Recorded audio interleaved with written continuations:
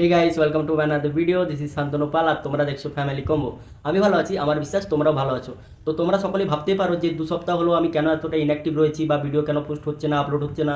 তো তোমাদেরকে বলে রাখি, আমার বিএড ফার্স্ট সেমিস্টারের এক্সাম চলছিল।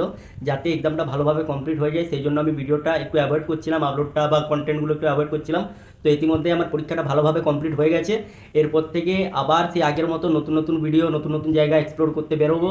আর তোমাদেরকে বলে রাখি, 4 তারিখ মানে এই মাসের 4 তারিখ আমরা ঝাড়গ্রাম থেকে তারকেশ্বরের উদ্দেশ্যে রওনা দিচ্ছি। আর 5 তারিখ যেহেতু সোমবার পড়ছে, তার জন্য 5 তারিখ জল ঢালা হবে। এই জন্য আগের দিন বেরিয়ে পড়ছি যাতে শেওড়াপুলি থেকে জল তুলি।